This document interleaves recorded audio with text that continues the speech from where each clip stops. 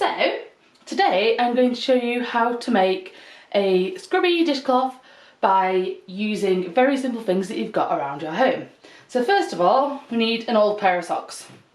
Preferably ones that you don't want to wear anymore because maybe they've got a hole in the toe or something. Then you need some pegs and a square tub. Now you can do it slightly more professionally by using a piece of wood and hammering your nails in, but I'm trying to find things that you may have at home which is really easy to use. So first of all, what you need to do is get your sock, make sure it's nice and straight, and chop off the elasticated bit that goes around the top of the sock.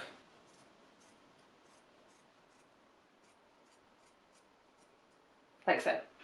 Then this actually makes a really good scrunchie, like a hair bobble. Then you want to cut off the toes of the sock as well.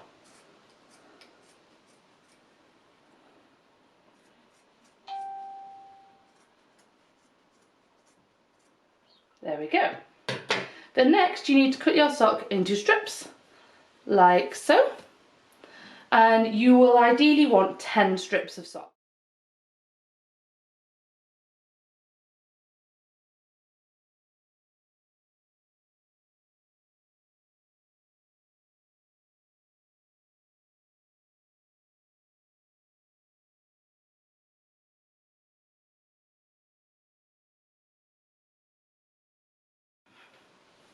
So we need our box and we need some pegs.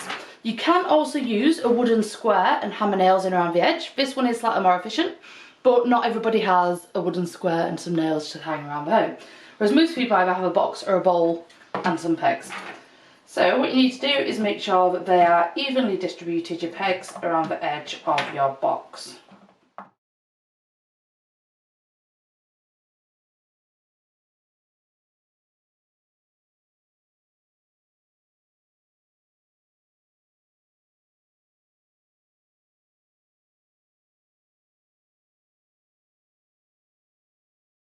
You can start putting your socks on. So first of all, put your socks across, stretching them from one side of the bowl to the other, like so.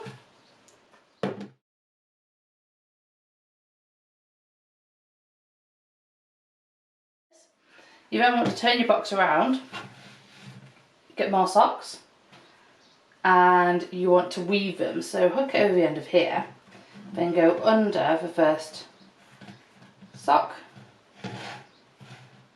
over the second, under the third, over the fourth, under the fifth, and then make sure it's straight, and then hook it over your final peg like that. But you can see, under and over. The next one you want to do it the opposite way, so you want to start off by going over the first sock, under the second, over the third,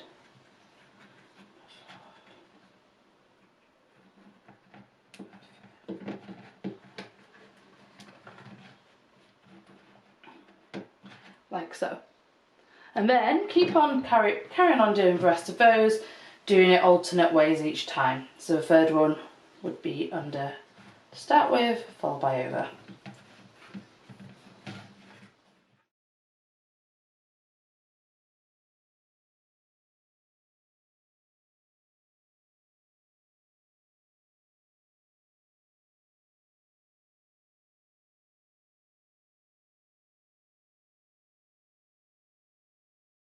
Now what we need to do is we need to tie it off at the end. So if you take any two of the loops off and you thread the second loop through the first loop, like so, then carry on. So this loop will go through the second loop and gets pulled tight. So I'm now holding the new loop and thread it through like this. And follow it around the whole width of the scrubby.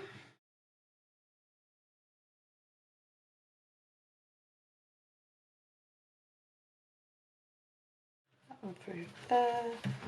And then when your final one comes through, pull it tight. So once you've pulled the final one through, pull it a bit tighter and then you've got a handle to be able to hang it up.